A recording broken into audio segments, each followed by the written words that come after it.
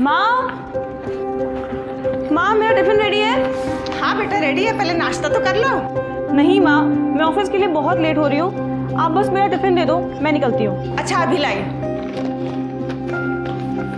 बेटा थोड़ा सा तो खा लेती। नहीं माँ, बहुत लेट हो चुकी हूँ। 2 टिफिन?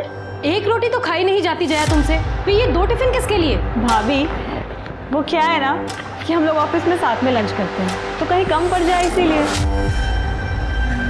तुम्हें तो फ्री में खिलाते ही हैं, अब तुम्हारे स्टाफ को भी फ्री में खिलाएं। बहू जरा संभाल के बात करो। माँ सही तो कह रही है वो, सरकारी नौकरी है, इतना अच्छा कमाती है, ये नहीं कि घर में मदद करे। क्या मैं और पापा मिलके पूरे घर का बोझ उठाएं सिर्फ? मनोज, तुम अच्छी तरह से जानते हो कि इस घर में लड़कियों की कमाई नहीं ली जाती है। रोज रोज नाटक क्यों होता है इस घर में? ठीक है पापा, नहीं करेंगे तमाशा, लेकिन इसको समझा लीजिए, एक घर है, धर्मशाला नहीं है कि। बस बस, अब बस भी करो।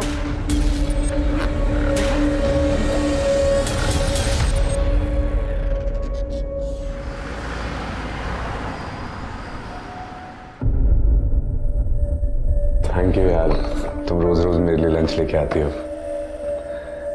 नहीं तो पता नहीं कैसे रोज रोज मैनेज होता मेरा।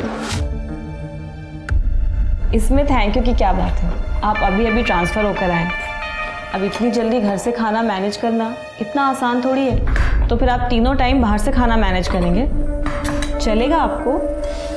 चलेगा, लेकिन तुम मेरी वजह से परेशान हो, ये नहीं चलेगा।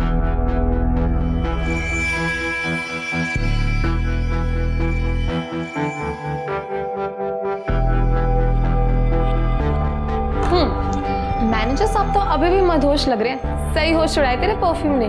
देख ले, कहीं सहारे वारे की जरूरत तो नहीं हमें। चुप करना, वैसे ही पूरा ऑफिस मेरे पीछे पड़ा हुआ है, ऊपर से तू भी बकवास करी जा रही है।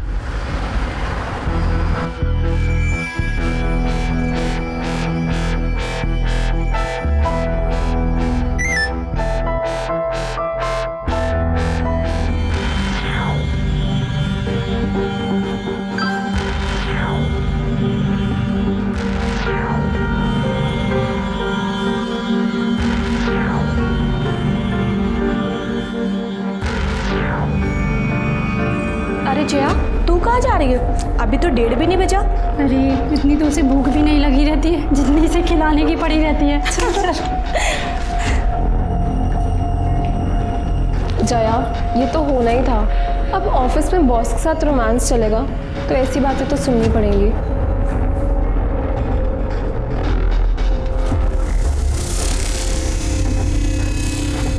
अब नंदू जी, ये टिफिन आप प्रवीण सर को दे देंगे? अंकल जी, बहुत अच्छी कढ़ाई की है आपने, ऑफिस की सारी लड़कियां तारीफ कर रही थी। ये लीजिए, इसे भी कल शाम तक ऐसे ही करके दे दीजिएगा। ठीक है बेटा।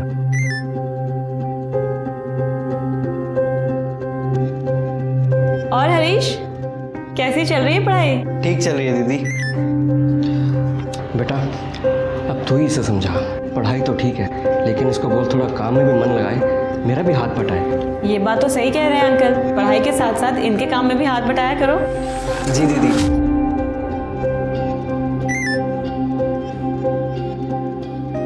अच्छा अंकल, अब मैं चलती हूँ, इसे कल शाम तक दे दीजिएगा। ठीक है बेटा।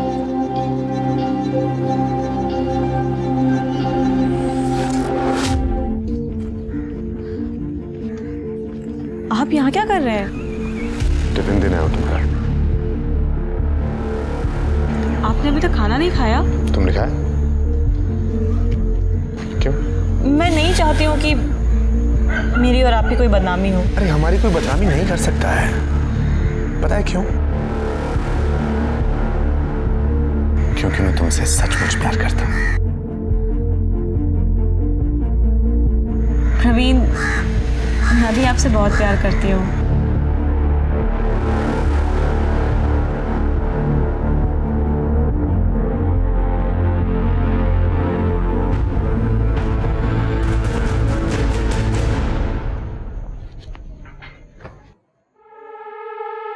जया, तुम्हारा ऑफिस 5 बजे खत्म होता है, 7 बज रहे हैं इस समय।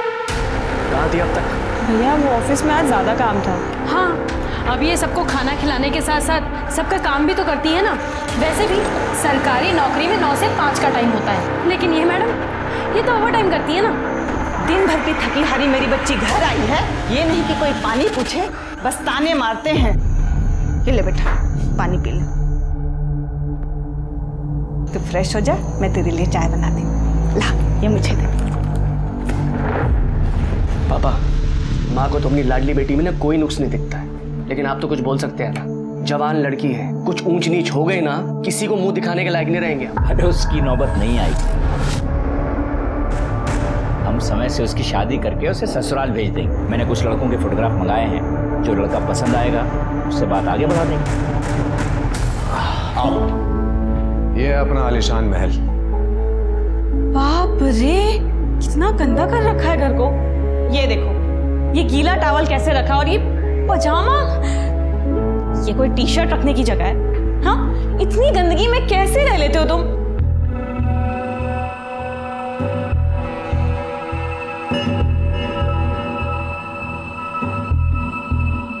देखो, शादी से पहले ये सब नहीं। हम दोनों एक दूसरे से प्यार करते हैं, और प्यार दुनिया की सबसे प्यार चीज होती है। और जल्दी हमारी शादी तो हो ही जाएगी, उसके बाद तो ये सब होना ही है ना। तुम्हें मुझ पर यकीन नहीं है?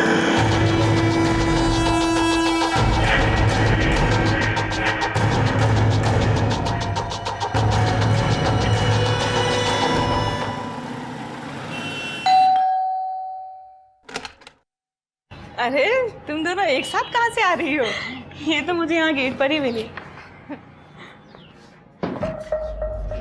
ले पानी पी और बैठ। अरे जया, आ गई तुम? आओ बैठो।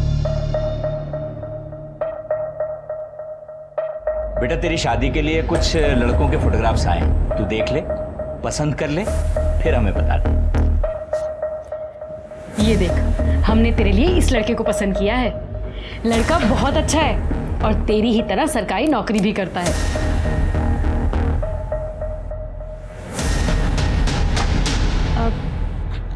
पापा, वो मैं आपको बताने ही वाली थी। हाँ बोल ना। मैंने अपने लिए एक लड़का पसंद कर लिया है। कौन है? क्या करता है? बताऊंगी और आप लोगों से मिलवाऊंगी भी, और आप लोगों को भी वो बहुत पसंद आएगा।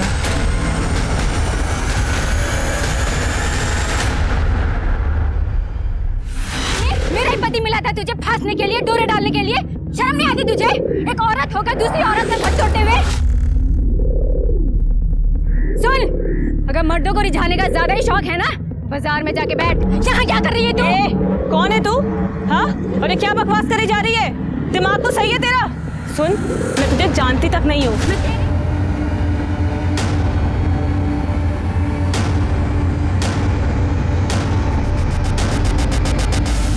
ऐसा कुछ भी नहीं है जैसा आप लोग सोच रहे हैं। तू बता दे कैसा है? क्यों ये औरत तेरे साथ हाथापाई कर रही है, और किस बात का इल्जाम लगा रही है तुझ पे? मैं इस औरत को जानती तक नहीं हूँ। इसे जरूर कोई गलतफहमी हुई है। ये क्यों ऐसा कर रही है मुझे नहीं पता। झूठ मत बोल, सब पता है तुझे। हर जगह हमारी नाक कटवा चुकी है। तू हो रही है हमारी। भाभी, मम्मी की कसम, मैं झूठ नहीं बोल रही हूँ। मैं जानती तक नहीं हूँ इस औरत को। अभी आपको पता है ना दीदी झूठ नहीं बोलती। ऐसा कुछ होता तो पहले ही बता देती।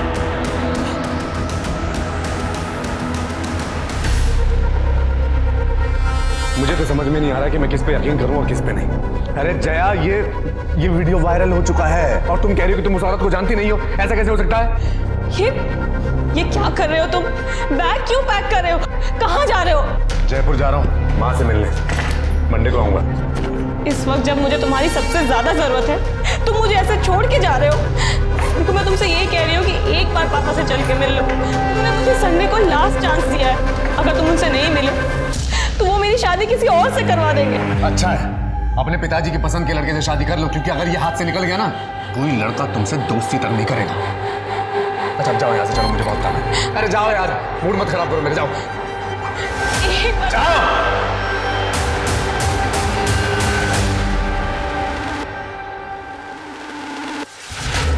ये देखिए, ये आदमी किस बेरहमी से इस औरत को पीट रहा है। ये सीसीटीवी फुटेज जो आजकल चारों तरफ वायरल हो रहा है, इसे देखकर साफ अंदाजा लगाया जा सकता है कि औरतें आजकल खुद अपने घरों में कितनी महफूज हैं। इस शख्स के चेहरे को गौर से देखिए, इस पे हैवानियत और दरिंदगी साफ नजर आ रही है। हैरानी की बात ये है कि आदमी इस औरत का पति है। अब कोई कैसे यकीन करेगा कि उसने इसके साथ 7 फेरे लिए। तेरा बॉस है ना ये सुरक्षा और प्रवीण आहूजा, देने की देख कितनी बेरहमी से मार रहा है अपनी बीवी को। आपको याद होगा कुछ दिन पहले ही ये वीडियो वायरल हुआ था जिसमें शालिनी आहूजा इस लड़की को पीट रही थी और कह रही थी कि उसने इसके पति को चुराने की कोशिश की है।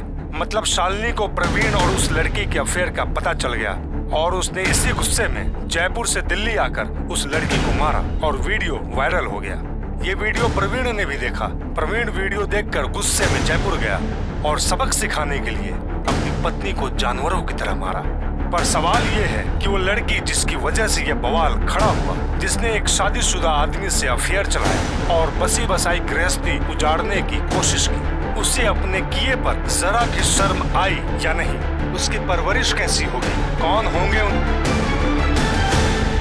देख लिया, कितनी बार मैंने आपको समझाया था चीजों को संभाल लो, उस पर लगाम लगाओ, पर नहीं, हमारी लाडली बेटी है, अब भुगतो इसको।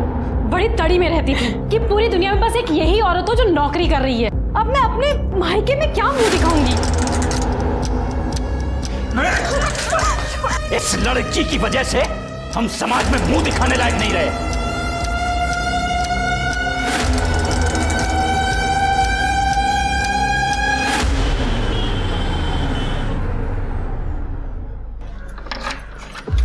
आओ जया, आओ। अरे आओ ना। देखो, ये मेरे कजन सुमित का फ्लैट है। अच्छा है ना? खाली पड़ा था और जब मैंने उसे तेरे बारे में बताया तो उसने कहा तुझे जब तक यहाँ रहना ना तू रह सकती है।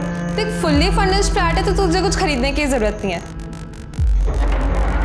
बैठ। देख, तू इतना मत सोच, अब जो होना था वो हो गया। और चाहे मेरी बात याद रख कि सारे लोग प्रवीण जैसे नहीं होते। तू भी भूल जा उस कमीने को और लाइफ में मूव ऑन कर, एंजॉय कर।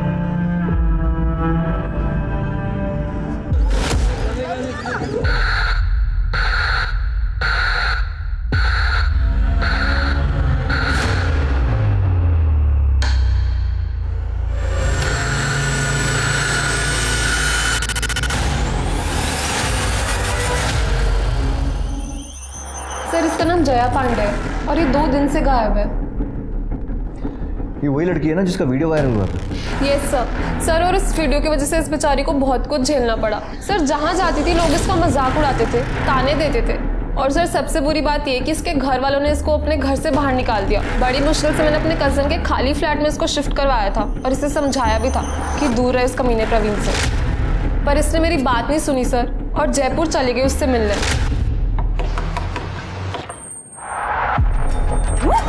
इस वक्त क्या करने आई है यहाँ? मेरी गृहस्थी में कलेश डाल के तुझे चैन नहीं मिला जब यहाँ तक पहुँच गई? देखो, मेरी तुमसे कोई पर्सनल दुश्मनी नहीं है। मैं तुमसे बस एक रिक्वेस्ट कर रही हूँ, मुझे एक बार प्रवीण से मिलने दो। हे भगवान, ये तो बहुत ही बेशर्म औरत है। तू आई कैसे यहाँ? क्या हो रहा है यहाँ? हाँ? चल अंदर। तुझे छोड़ूंगी नहीं मैं। समझता क्या है तू? यहाँ तक आ गई? तेरी हिम्मत कैसे हुई यहाँ आने की? चल अंदर। और अब आवाज नहीं आनी चाहिए तेरी। आवाज? मैं चिल्लाऊंगी। छोड़ूंगी नहीं उस कमीनी को। क्या चाहिए? क्या लेने आई है यहाँ? सस्पेंड करवा दिया ना मुझे, अब क्या चाहिए? देखो, मैंने तुम्हें सस्पेंड नहीं करवाया है। तुम्हारे उस वायरल वीडियो की वजह से पूरे डिपार्टमेंट ने ये एक्शन लिया। हाँ, तो तू भी अब एक्शन ले और निकल जाए यहाँ से, इससे पहले कि मैं गला दबा के तेरी जान से मार दो, कट ले। हाँ, मार डालो। खोलो दरवाजा। मार डालो मुझे भी और तुम्हारे बच्चे को भी। क्या बकवास कर रही है? बकवास नहीं कर रही हूँ मैं प्रेग्नेंट हूँ। किसका पाप मेरे गले डाल रही है? तेरे जैसे कोई भरोसा थोड़ी है। मेरे जैसे का क्या मतलब है तुम्हारा? टाइम पास, और क्या? जैसे 2 बार हंस के बात क्या कर लो, गले पड़ जाती है, जैसे तुम मेरे गले पड़ रही है। देख, शराफत से बोल रहा हूँ, निकल जाए यहाँ से, दोबारा इधर दिखियो मत, ठीक है? वरना जान से मार दूंगा तुझे मैं। चल ना, जब उसने मुझे ये सब बताया सर तो मुझे बहुत गुस्सा आया। मैंने उसे बहुत सुनाया भी। फिर जाके उसने मुझे प्रॉमिस किया कि वो प्रवीण से कभी बात नहीं करेगी। ये वही शालिनी और प्रवीण आहूजा हैं जिनके डोमेस्टिक वायलेंस का वीडियो मीडिया के हाथ लग गया और फिर मीडिया गिद्ध के जैसे उनके पीछे पड़ गया। अब फिर ब्रेकिंग न्यूज़ बन जाएंगे और मीडिया हर जगह इस खबर को उछालेगा। सर मुझे उससे कोई मतलब नहीं है, मैं बस आपसे ये रिक्वेस्ट कर रही हूँ कि आप प्लीज़ जया को ढूंढ दो। जया को आखिरी बार कब देखा था आपने? सर मिले हुए तो मुझे बहुत टाइम हो गया, पर मेरी लास्ट बात 28 तारीख को हुई थी। 29 तारीख को हम लंच पर जाने का सोच रहे थे, पर जब मैंने उसे फ़ोन किया तो उसने मेरा फ़ोन ही नहीं उठाया। सर फिर 30 तारीख को भी जब मेरी उससे पूरे दिन बात नहीं हुई तो 1 तारीख को मैं उसके घर गई। सर मेरे पास उसके घर की एक एक्स्ट्रा चाबी है। जया, सर जब मैंने दरवाज़ा खोला तो जया वहाँ पे नहीं थी। जया, पर उसका फ़ोन, लैपटॉप, पर्स सब वहीं पर था सर। मुझे लगा कहीं पास में गई होगी तो ले जाना भूल गई होगी। सर मैंने वहाँ पे बहुत इंतज़ार किया पर जया वापस आई ही नहीं।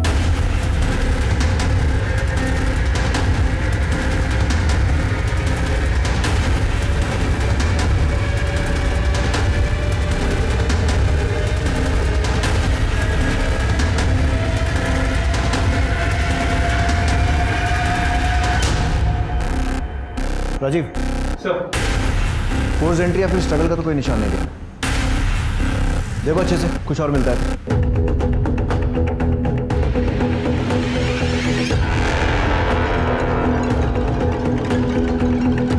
ये सीसीटीवी पहले से ही?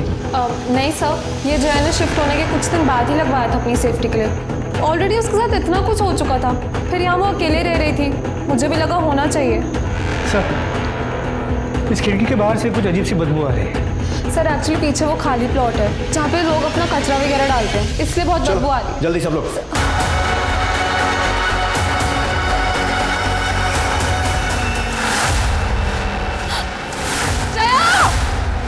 पीछे प्लीज।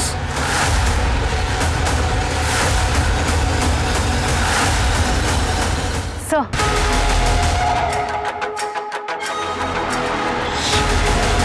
लोगों को हुआ क्या है यार? मतलब लड़की को पेट काट के मारा और फीटस भी निकाल दिया। देखो आसपास कुछ मिलता है तो। सर कहा नहीं जा सकता कि कितनी बार चाकू से वार किया गया था। बच्चे को बाहर निकाला गया और बच्चे पर भी चाकू से वार किया गया। मिस्टर, बॉडी को पोस्टमार्टम के लिए भिजो और फीटस का डीएनए टेस्ट करवाओ। जया का फ़ोन सीज करो, फैमिली को इन्फॉर्म करो और घर के पास में अगर कोई सीसीटीवी है तो वो चेक करो। पता लगे कि इतनी रात को अकेले निकली क्यों। जिसने भी ये किया है बचना नहीं चाहिए।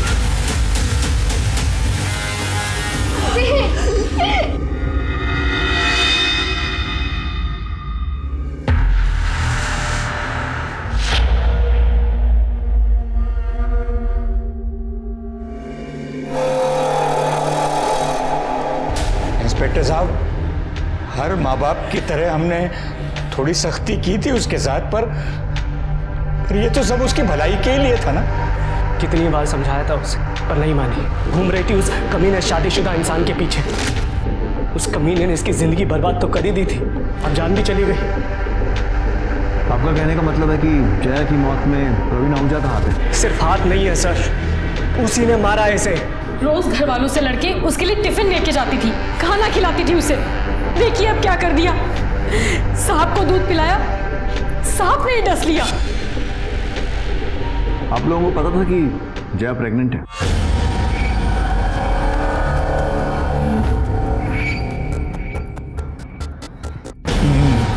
नहीं इंस्पेक्टर साहब। ठीक है, फिलहाल आप लोग जा सकते हैं, लेकिन अगर कुछ भी याद आता है, ऐसी कोई भी बात जो इस इन्वेस्टिगेशन में हेल्प कर सके तो हमें इन्फॉर्म कीजिएगा। और क्या बताना रह गया इंस्पेक्टर साहब, बोल तो रहे हम लोग। वो कमीना है ना प्रवीण, हड्डियां तोड़ी आप उसकी, खुद ब खुद सब उगल देगा वो। मैं हाथ जोड़ता हूँ आपके सामने, छोड़ना मत उसको। जब तक मेरी बेटी जिंदा थी तो बदनाम कर दिया उसे, और उससे मन नहीं भरा तो मार दिया मेरी बच्ची। मैंने तो पहले ही कहा था इस पे भी नजर रखो।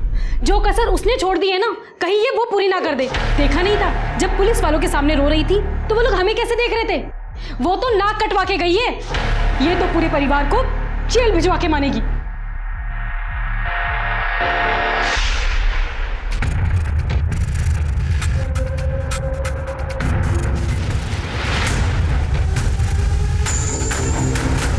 ये वही शालिनी आहूजा है ना, प्रवीण की पत्नी? नहीं सर, और ये फुटेज 28 तारीख के शाम 5:30 बजे की, जिस दिन जया ने प्रीति से आखिरी बार बात की। पता करो शालिनी के साथ ही आदमी कौन है। सर ये मेरा भाई राजू तोमर है। अच्छा, आपके भाई हैं। तू ये वो बाहुबली जिसे प्रेग्नेंट लड़कियों पर अपनी मर्दानगी दिखाने में बड़ा मजा आता है? नहीं सर। अपने जीजा को दिखाई थी ये ताकत जो एक लड़की को प्रेग्नेंट करके भाग गया? नहीं सर, ये झूठ है। चुप! तेरा सच झूठ सब बराबर कर देंगे। अपने पति पर गुस्सा नहीं आता, वहां दिखानी थी ना ये ताकत, या फिर चुपचाप वहां मार खाती है और उस बेचारी लड़की पर जोर आजमाइश करते हो तुम सब? जया के घर क्यों गए थे? क्यों मारपीट की उसके साथ? सर क्योंकि इतना सब कुछ होने के बाद भी वो प्रवीण को कांटेक्ट कर रही थी, जबकि प्रवीण उससे बात तक नहीं करना चाहते थे। इसलिए हमसे समझाने गए थे सर उसे। सुन, दोबारा आई ना अच्छा नहीं होगा, मार डालूंगी मैं तुझे। कोई मेरी बात? इसे समझाना कहते हैं, ठीक है? दामिनी, इन्हें इनकी भाषा में कुछ समझाओ। बस आया समझ में? और अब तेरी समझने की बात है। बहुत मजा आता है ना तुझे लड़कियों के कपड़े फाड़ देने। विकास, जैसे इसने जया के कपड़े फाड़े थे ना, एक एक कपड़ा फाड़ा इसने। नहीं सर, सर गलती हो गई सर, गलती हो गई सर, बहन का सोच के गुस्सा आ गया था सर। तो इसके साथ वापस आ गया था ना, फिर दोबारा कब गया था जया के घर मारने के लिए? उसे बाहर कैसे बुलाया उसे? सर मैं सिर्फ एक ही बार गया था दीदी के साथ सर, मैंने उसे नहीं मारा सर, सिर्फ मैं एक बार समझाने गया था सर। फिर से समझाने? सर धमकी देने गया था सर, बस उसे ये कहने गया था कि जीजा जी से दूर रहे सर, पर सर मैंने उसे नहीं मारा सर, सच में। पढ़ा रंदोस को मॉलेस्टेशन का केस बनाओ। मॉलेस्टेशन? सर आप ऐसा नहीं कर सकते सर। दामिनी, समझाओ इसे कैसे कर सकते। Sir please sir. हाँ राजीव, कुछ और मिला? जी सर, ये देखिए सर, 28 तारीख जिस दिन शालिनी और उसका भाई जया के घर गए थे, उसी रात 11 बजे की ये फुटेज सर। यहाँ पे प्रवीण जया के साथ मारपीट करते हुए दिखाई दे रहा है।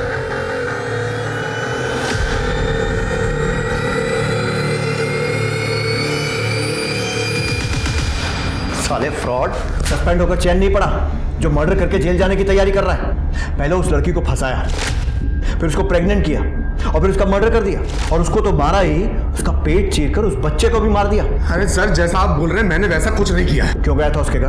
क्योंकि उसने मेरा जीना हराम कर दिया था ये बोल बोल के कि वो प्रेग्नेंट है और उसके पेट में जो बच्चा है वो मेरा है, जबकि ऐसा पॉसिबल ही नहीं है सर।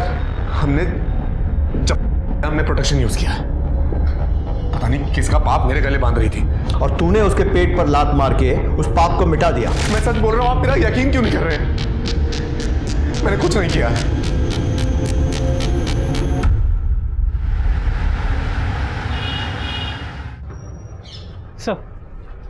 सर मैंने पता कर रहा, 28 तारीख की रात 11 बजे के आसपास जया के घर वाली एरिया में कोई मेजर फॉल्ट हुआ था, जिस वजह से लाइट चली गई थी, जो अगले दिन सुबह 10 बजे के आसपास वापस आई थी। मतलब सीसीटीवी लाइट जाने के कारण बंद हुआ। मलिक, हमारे पास और कोई तरीका नहीं अब ये पता करने का कि प्रवीण के जया के पेट में लात मारने के बाद क्या हुआ, क्योंकि उसके हिसाब से तो वो अपने घर चला गया था और सुबह तक वहीं था। लाइट आने के बाद के सीसीटीवी में कुछ मिला? नहीं सर, 29 तारीख को सुबह लाइट आने के बाद से जया के घर पे कोई नहीं आया था, घर खाली ही था। 1 अक्टूबर की सुबह 11 बजे के आसपास प्रीति वहाँ आई, शायद जया को ढूंढते हुए, और उसके बाद कुछ देर बाद वहाँ से वो चली गई। मतलब जया 28 तारीख की रात को और 29 तारीख की सुबह 11 बजे के बीच में ही अपने घर से निकली थी। सर ये देखिए सर, यही फुटेज शालिनी उसके भाई और प्रवीण के आने से पहले दोपहर 3 बजे की। सर इसमें जया के चेहरे पर मारपीट के निशान है, इसका मतलब कोई और भी है जो जया के साथ मारपीट करता था। प्रीति ने बताया था कि जया की फैमिली भी उसके साथ मिसबिहेव करती थी, कहीं ऐसा तो नहीं है कि उसके खुद के माँ बाप के घर में ये सब हुआ? जी सर, मैंने मॉर्ग में भी नोटिस तो किया था। जया की माँ ने जया का चेहरा देखने के बाद इमीडिएटली मनोज का चेहरा देखा था, एज इफ मनोज ने उसे मारा। हेलो सर, मैं मानसी पांडे बोल रही हूँ, जया पांडे की छोटी बहन। सर मुझे आपको कुछ बताना है। सर मैं पुलिस स्टेशन नहीं आ सकती। सर हम कहीं बाहर मिल सकते हैं क्या? ठीक है। सर प्रवीण ने दीदी को सिर्फ यही झूठ नहीं बोला था कि वो शादीशुदा नहीं है, बल्कि दीदी को शादी का झूठा प्रॉमिस भी किया था, और वो आदमी झूठे वादे करके उन्हें बदनाम करके भाग गया। और तुम्हारी फैमिली ने क्या किया? जया को सपोर्ट किया? सपोर्ट? बाहर वालों से भी ज़्यादा जीना हराम कर दिया था उन लोगों ने। पापा हमारी फीलिंग्स कभी नहीं समझते थे, और मनोज भैया वो तो हमेशा दीदी से किल से रहते थे, क्योंकि भैया को बर्दाश्त ही नहीं था कि दीदी की सैलरी उनसे ज़्यादा है और वो घर खर्च के लिए पैसे भी नहीं देती। इसकी वजह भी पापा ही हैं, क्योंकि वो लड़कियों की कमाई खाना ही नहीं चाहते थे। और तुम्हारी माँ और भाभी?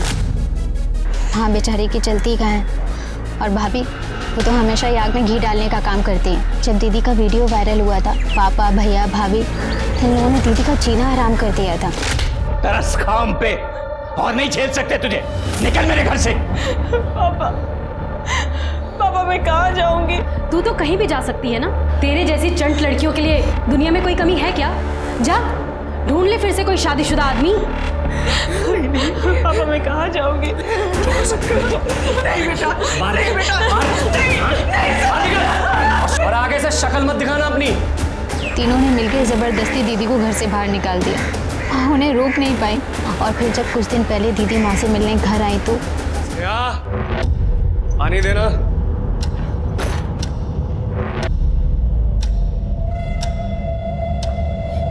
फिर आ गई तू। तुम्हारे लाड प्यार की वजह से इसकी हालत हुई है ये। इधर तेरी भी बच्चे कर दूंगा मैं। सर भैया ने मुझे भी धमकी दी है कि मैंने अगर आप लोगों को कुछ भी बताया तो वो मुझे जान से मार डालेंगे। मुझे तो लगता है दीदी के मर्डर में मेरी फैमिली का हाथ है। उन्होंने ही जया दीदी को मारा है। जया की किसी लड़के से बात पक्की हुई थी ना? आदित्य वर्षने नाम है उसका, गुरुग्राम में रहता है, इरिगेशन डिपार्टमेंट में काम करता है। सर बहुत ही अजीब आदमी है।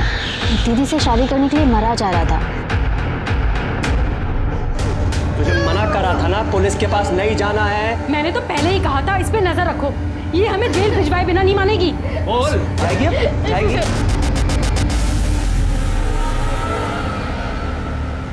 सर मुझे अब भी यकीन नहीं हो रहा कि जया इस दुनिया में नहीं है, और उसके साथ जो भी हो ना सर, सिर्फ उसमें उसका इतना कसूर है कि उसने उस कमीने प्रवीण से प्यार किया। सर बहुत इनोसेंट थी सर वो। और तू कैसा है? सिर्फ अच्छा ही है या इनोसेंट भी है? क्योंकि आजकल के ज़माने में तेरे जैसे लड़के मिलना बहुत मुश्किल है, जो सब जानते हुए भी शादी करने के लिए तैयार हो गए। सर मैं वैसा इंसान नहीं हूँ कि किसी को दूसरा चांस ना दूँ अगर उससे कुछ गलती हो जाए, और यहाँ पे तो जया की गलती भी नहीं थी ना सर। 28 सितंबर की शाम से 30 सितंबर की सुबह तक कहाँ था? मैं गुरुग्राम में था सर, अपने घर पे। प्रूफ दे सकता है? प्रूफ कहाँ से लाऊं सर? मुझे पता थोड़ा था प्रूफ देना पड़ेगा। पता होता तो मैं रखता किसी को अपने साथ प्रूफ के लिए। इनोसेंट होने के साथ साथ स्मार्ट भी है।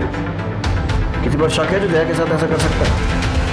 शक नहीं सर, मुझे पूरा यकीन है प्रवीण आहूजा पे। उसने उसको यूज किया और फिर पीछा छुड़ाने के लिए उसका मर्डर कर दिया। तू भी तो हो सकता है। प्रवीण से पीछा छुड़ाना पड़ रहा था क्योंकि जया उसके प्यार में पागल थी, और तू भी जया के प्यार में पागल थी, और तेरे से ये बात बर्दाश्त नहीं हुई कि जया तुझे छोड़कर प्रवीण के पास जा रही थी, तो तूने उसे मार दिया, है ना? नहीं सर मैं उसके साथ ज़बरदस्ती नहीं करना चाहता था, उसकी मर्जी के साथ उससे शादी करना चाहता था, और मुझे किसी बात की जल्दी नहीं थी। मैं वेट करने के लिए भी तैयार था। मुझे लगा था कि एक ना एक दिन उसको मेरे प्यार की अहमियत समझ आएगी और वो खुद मेरे पास चल के आ जाएगी। Thank you sir. राजीव, जल्द से जल्द इस महान आशिक के सारे कॉल रिकॉर्ड्स और मोबाइल लोकेशन से निकलवाओ। सर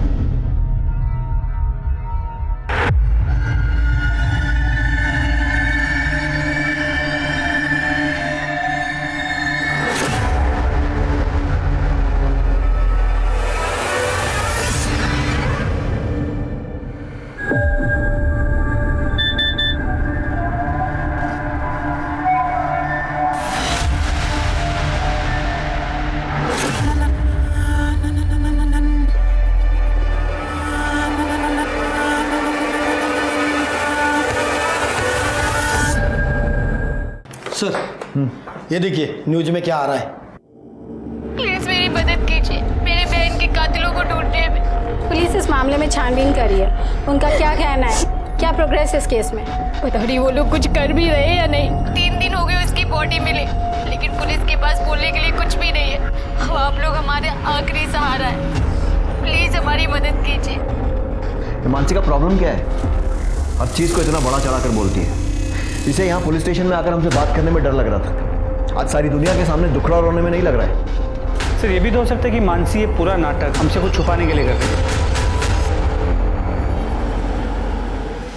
सर मैं कोई झूठ नहीं बोल रही, मैं बस अपनी बहन को न्याय दिलाना चाहती हूँ। हम भी वही चाहते हैं। बस एक बात समझ में नहीं आ रही कि जिस फैमिली पर तुम्हें अपनी बहन के मर्डर का शक था, अचानक उनके साथ मिलकर हम पर इल्जाम क्यों लगा रही हो? वो सर मम्मी को पता चल गया था कि मैं आपसे मिली थी। बेटा मैं जानती हूँ कि तेरे पापा और मनोज ने जया के साथ सही नहीं किया है, लेकिन ये भी तो गलत है कि तू उन्हें ही उसका कातिल समझ रही है। मैं तो बस दीदी को इंसाफ दिलवाना चाहती हूँ बस। वो तो हम सब भी चाहते हैं बेटा। तो बोल तो सही, हमें क्या करना है? हम खड़े हैं तेरे पीछे। और फैमिली का सपोर्ट मिला तो तुम्हें लगा क्यों ना हीरोइन बना जाए, और इसीलिए तुम मीडिया के पास पहुंच गई, जो पहले से ही तुम्हारे दरवाजे के बाहर मौजूद था। अभी जाने दे रहा हूँ, लेकिन अगली बार अपने फायदे के लिए पुलिस पर इल्जाम लगाने से पहले एक बार सोच जरूर लेना।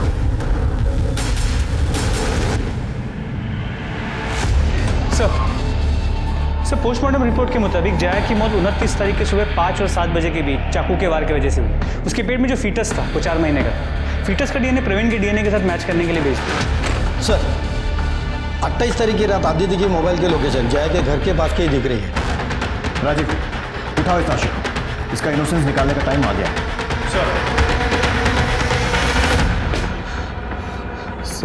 सर जया से मेरी एंगेजमेंट टूट चुकी थी सर। वो किसी भी तरह से परवीन से शादी करना चाहती थी। वो अपने बायोलॉजिकल फादर के साथ अपने बच्चे को बड़ा होते देखना चाहती थी सर। और फिर भी तो उसके पीछे पड़ा हुआ था। बड़ा महान प्यार था तेरा। सर मैं उससे सच्चा प्यार करता था सर मुझे पता चला जब उसने मेरा फ़ोन उठाना बंद कर दिया, उसने मुझसे मिलना बंद कर दिया, तब मैं खुद उसके घर गया उसको समझाने के लिए, उससे बात करने के लिए। कितने बजे गया था सर? वो कितने बजे गया था? 11 साढ़े 11 बजे के आसपास गया था सर। जब गया था तो वो सोने जा रही थी तभी, और फिर लाइट चली गई तो उसका मूड बहुत ख़राब हो गया था सर। वो मुझसे बात करने के लिए तैयार नहीं थी। उसके चेहरे पे, उसके बदन पे, हर जगह पे चोट के निशान थे सर। मैंने उसे रिक्वेस्ट किया कि वो मेरे साथ रेस्टोरेंट चले डिनर के लिए। अब तेरे साहू ने इतनी रात को रेस्टोरेंट खोल के रखा था तेरे लिए? सर रेस्टोरेंट नहीं है सर, वो स्नैक्स कॉर्नर की दुकान है सर। उसके घर के पास खुला रहता है वो दुकान।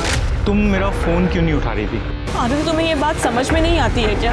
मैं तुमसे नहीं, मैं प्रवीण से प्यार करती हूँ। उसने तुम्हारा ये हाल किया, उसके बाद भी तुम ये बात मुझे कह रही? हाँ, क्योंकि वो मेरे होने वाले बच्चे का बाप है। और तुमको नहीं लगता कि मैं ज़्यादा अच्छा ऑप्शन हूँ तुम्हारे इस होने वाले बच्चे के लिए? क्योंकि मैं एटलीस्ट इंसान को समझता हूँ कि तुम्हारे बच्चे को तुम अपना बच्चा समझ के उससे प्यार करूँगा। मैं सच कह रहा हूँ, मैं तुमसे बहुत प्यार करता हूँ। मैं सच में, मैं कुछ भी करूँगा तुम्हारे लिए। प्लीज़ सोच कह रही हो, मेरी बात सुन तो लो, मान लो मेरी बात। क्या जवाब दिया उसने? जवाब तो कुछ नहीं दिया सर, पर मैं खुश था सर। एटलीस्ट उसने मुझे मना नहीं किया था सर। उसके बाद मैंने उसको घर छोड़ा और मैं अपने घर चला गया। तू उसको ऐसी हालत में अकेला छोड़कर घर चला गया? मैं जाना नहीं चाहता था, उसने ही मुझे बोला। सर ये देखिए इसके फ़ोन में क्या मिला है।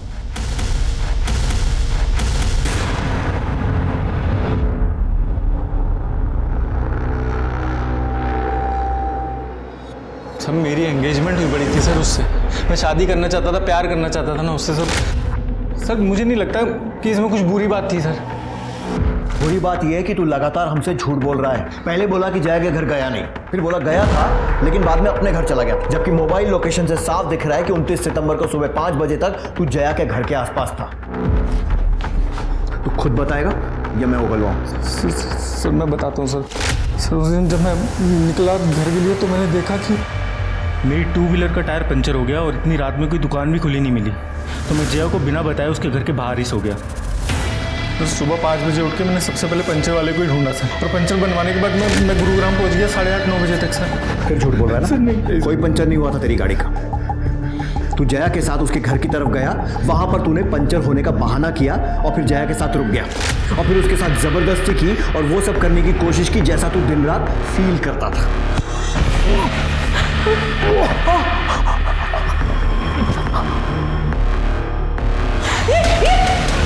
और उसके बाद तूने जया की बॉडी उसके ही घर के पीछे फेंक दी और फिर जब उसका पेट काटा तो तुझे वो बच्चा दिखा, वो बच्चा जिसको देखकर तुझे प्रवीण की याद आई, जिसकी वजह से जया तेरी नहीं हो पा रही थी। तूने उस बच्चे से भी बदला लिया जो पैदा ही नहीं हुआ था। सर नहीं सर, मैं सच बोल रहा हूँ सर, मैंने ऐसा कुछ नहीं किया सर प्लीज़ सर मेरी बात का विश्वास करिए सर। सच बोल रहा हूँ सब पता चलेगा। सर लेकिन मैंने कुछ नहीं किया। सर कुछ देर पहले मानसी पुलिस स्टेशन आई थी। उसका कहना है कि उसे कोई धमकियां दे रहा है और उसका पीछा करता है। जिस नंबर से धमकियों भरे मैसेजेस आ रहे थे हमने उसकी छानबीन शुरू कर दी। उसको कौन धमकियां देगा? सर जया के बैंक डिटेल्स। सर पिछले कुछ दिनों में उसने अपने सैलरी अकाउंट से अच्छी खासी रकम विड्रॉ की है। लेकिन मानसी ने कहा था कि जया घर खर्च में पैसे नहीं देती क्योंकि उसके पिता बेटी की कमाई नहीं खाते। तो फिर क्या किया इतने पैसों का? कहाँ खर्च किए होंगे? मलिक जया के घर के पास के डम डेटा क्या हुआ? सर टावर पे से हजारों लाइंस कनेक्टेड है, थोड़ा वक्त लगेगा।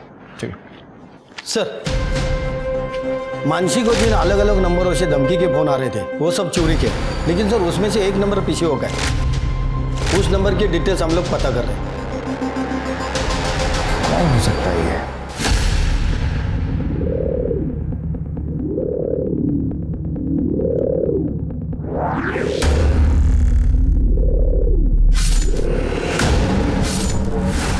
तूने मानसी को मारने की कोशिश की और पूरे मार्केट ने देखा इसे हमला करते हुए, और आप लोग इसे बचाने की कोशिश कर रहे हैं। मैंने ही इसे मानसी के साथ भेजा था उसका ध्यान रखने के लिए, क्योंकि उसे जान से मारने की धमकी मिल रही थी। आपकी झूठी इज्जत और अपनी सनक में इसने आपकी एक बेटी के साथ इतना बुरा सलूक किया, लेकिन फिर भी आपको इसी की पड़ी हुई है। बेटियों के लिए हमदर्दी नहीं है आपके दिल में? सर मानसी को मैंने नहीं मारा है, मैं पास की दुकान पे खड़ा था जब मानसी सब्जी खरीद रही थी।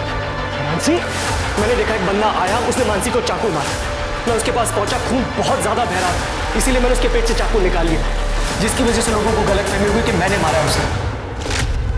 मलिक 70s की फिल्मों का प्लॉट नहीं लग रहा है। हर दूसरी फिल्म में बेचारा हीरो ऐसे ही फंसता था ना। अब समझ में आ रहा है तेरी सोच इतनी घटिया क्यों है। मानसी के अटेम्प्ट टू मर्डर में इसको अरेस्ट करो और लेकर जाओ। सर मैंने नहीं मारा उसे। सर मेरी बात। इस केस में एक के बाद एक नए और ड्रामेटिक खुलासे हो रहे थे। मानसी की जान बच गई थी, वो हॉस्पिटल में थी, और इधर पुलिस ने उस पीसीओ की लोकेशन पता कर ली थी जहां से मानसी को धमकी भरा फोन आया था। ये पीसीओ मनोज के ऑफिस के ठीक सामने था। तो क्या मनोज खुद ही अपनी बहन को धमकी दे रहा था? पर क्यों? जया के घर के बाहर मिले रैंडम एक्टिव नंबर्स की पुलिस जांच कर रही थी, और इस जांच में पुलिस को एक ऐसा नंबर मिला जो जया के मर्डर और मानसी पर हुए हमले के दौरान दोनों जगह एक्टिव था। और मर्डर से कुछ ही दिन पहले जया ने इस नंबर पर कई बार बात की थी। जया ने तेरी इतनी मदद की और तूने बदले में क्या किया? उसे मार दिया। क्यों? सर पापा चाहते थे कि मैं उनकी दुकान पे मदद करूं, पर मैं कॉलेज जाना चाहता था, पढ़ना चाहता था।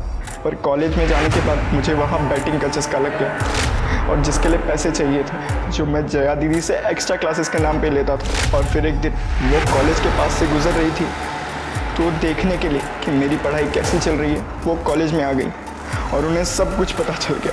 इतनी मुश्किल से तुम्हें ये मौका मिला है और तुम वो मौका ये जुए और बैटिंग में गवा रहे हो और मुझसे झूठ बोलकर पैसे ले रहे हो। सॉरी दीदी, प्लीज़ माफ़ कर दो, दोबारा नहीं होगा। दोबारा कुछ नहीं होगा, और आज के बाद से मैं तुम्हें कोई पैसे नहीं देने वाली हूँ। और जितने पैसे तुमने मुझसे पढ़ाई के नाम पर झूठ बोल कर लिए हैं ना, वो मुझे 10 दिनों के अंदर वापस चाहिए, नहीं तो तुम्हारे पापा को मैं सब कुछ सच बता दूंगी।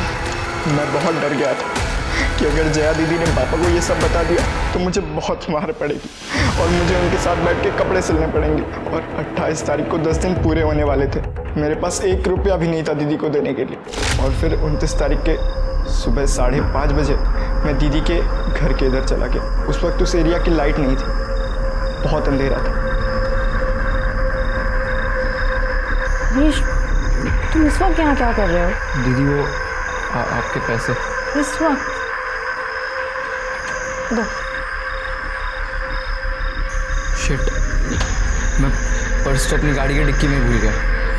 आप एक काम करो, आप मेरे साथ आओ, मैं आपको पर्स दे दूंगा और फिर मैं वहीं से निकल जाऊंगा। देखो, तुम जाके पैसे लेके आओ, मैं नहीं आने वाली हूँ बाहर।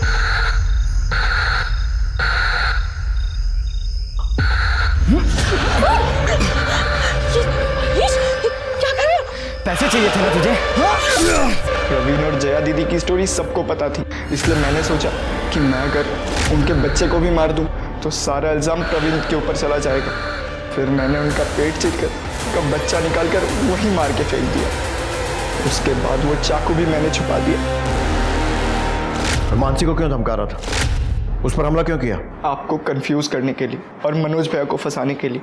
और उसके बाद मुझे फ़ोन चुराने का आइडिया मिला। मैं फ़ोन चुराता, धमकी देता और फ़ोन तोड़ देता।